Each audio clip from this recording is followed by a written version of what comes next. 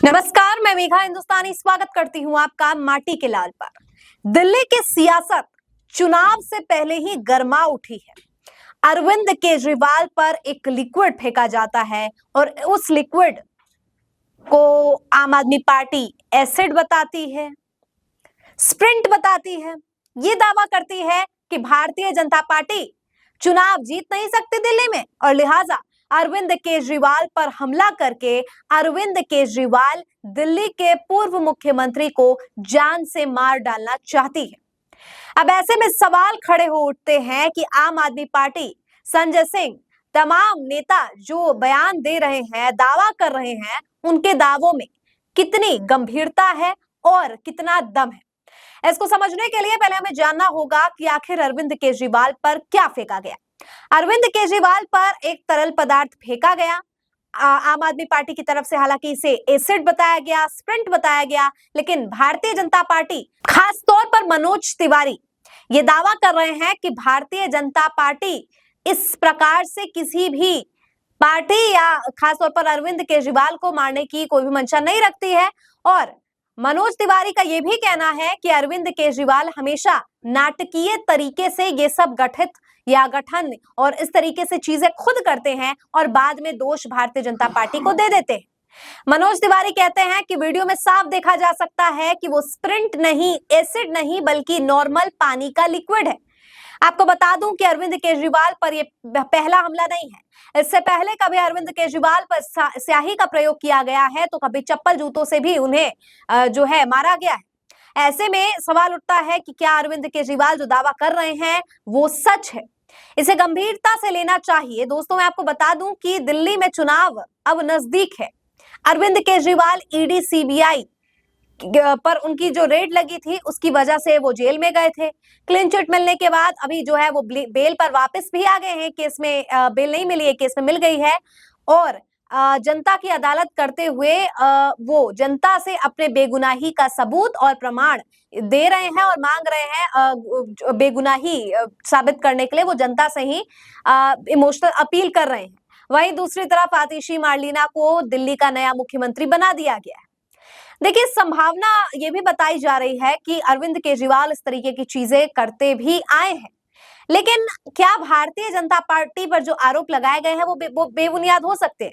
जो Bharatiya Janata party ED, CBI, सरकारी agency, Adani, तमाम तरीकों से, चाहे वो कॉर्पोरेट सेक्टर के जरिए हो, चाहे वो सरकारी एजेंसियों का प्रयोग करके हो, उनका मकसद केवल विपक्षी आवाज को बंद करना है। तो ऐसे में भारतीय जनता पार्टी के लिए ये करना कोई ज्यादा बड़ा मुश्किल या कोई ज्यादा असूलों के साथ खेलने वाली बात है नहीं। लेकिन हम पुख्ती खबर आपको नहीं दे सकते, ना पुख्ता ये कर सकते हैं कि ये भारतीय जनता पार्टी के इशारे पर किया गया है। लेकिन इससे पहले भी कई मर्तबा जो चीजें हुई है, और केवल अरविंद केजरीवाल की बात नहीं, जब भी दो झड़प होती है नेताओं के बीच में या नेता आम आदमी जो लोग होते हैं, वो हमेशा देखा जाता है कि आम आदमी कभी भी ऐसा करता है किसी पार्टी के लिए तो वो दूसरे पार्टी का ही निकलता है। हालांकि वो कौन शख्स है, पुलिस अभी कार्रवाई कर रही है, क्या है, कुछ पूरे मामला जो है अभी सामने नहीं आया और संज्ञान में नहीं लिया गया है। लेकिन आम आदमी पार्टी प्रेस कॉन्फ्रेंस कर करके इस बात की ओर ध्यान आकर्षित कर रही है कि मुख्यमंत्री जो पूर्व यानी अरविंद केजरीवाल जो है वो सुरक्षित नहीं है। इसी के साथ अरविंद केजरीवाल ने किसी भी राजनीतिक पार्टी के साथ गठबंधन न करने का फैसला लिया है। आपको पता होगा कि भारतीय जनता पार्टी के साथ अरविंद केजरीवाल के संबंध बिल्कुल भी ठीक नहीं है। लेकिन अगर लोकसभा चुनाव की बात की जाए तो कांग्रेस इंडिया ब्लॉक के अंदर आने के लिए खबरें आ रही थी, अरविंद केजरीवाल आएंगे नहीं आएंगे। इसी के साथ साथ पंजाब में भी क्या स्थिति रही, इससे भी आप परिचित है भली भांति। लेकिन आम आदमी पार्टी किस तरीके से जब भी किसी भी पार्टी के साथ गठबंधन नहीं करती है, तो ऐसे में कोई ऐसा नहीं है कि कोई फायदा पहुंच जाता है, और गठबंधन करने से भी कोई नुकसान नहीं होता। मतलब अरविंद केजरीवाल के लिए स्थिति कुछ इस तरीके की हो गई है कि अगर वो किसी पार्टी के साथ, चाहे वो कांग्रेस हो, गठबंधन कर लेती है तो भी फायदा यहाँ पर आम आदमी पार्टी को नहीं पहुंचता है।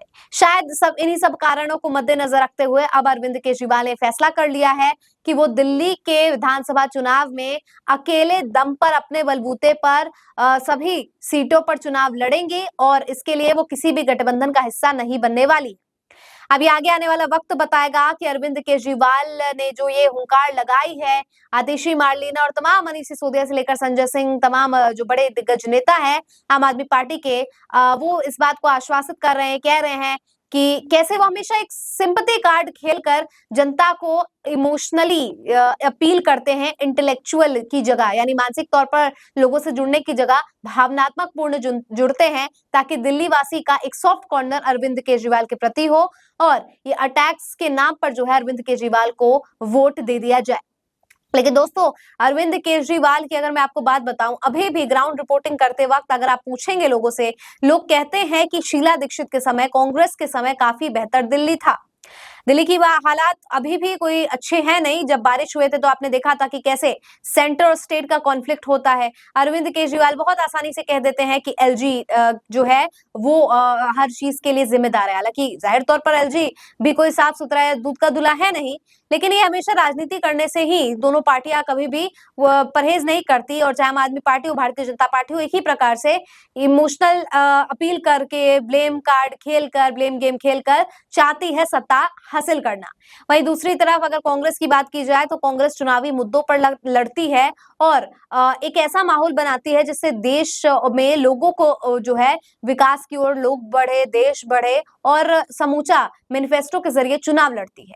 तो ऐसे में गठबंधन न करना क्या अरविंद केजरीवाल पर ही भारी पड़ जाएगा? क्या आम आदमी पार्टी दिल्ली में एक भी सीट नहीं जीत पाएगी? क्या कुछ होगा वो तो आगे आने वाला वक्त बताएगा, लेकिन फिलहाल काफी ज्यादा सुर्खियों में अरविंद केजरीवाल इस बात को लेकर है कि उन पर क्या फेंका गया। और लेकिन लोग यहाँ पर ये भी कह रहे हैं, खासतौर पर अगर भारतीय जनता पार्टी की माने, कि अभी बिना पुलिस प्रशासन बल के अरविंद केजरीवाल घूमते हैं।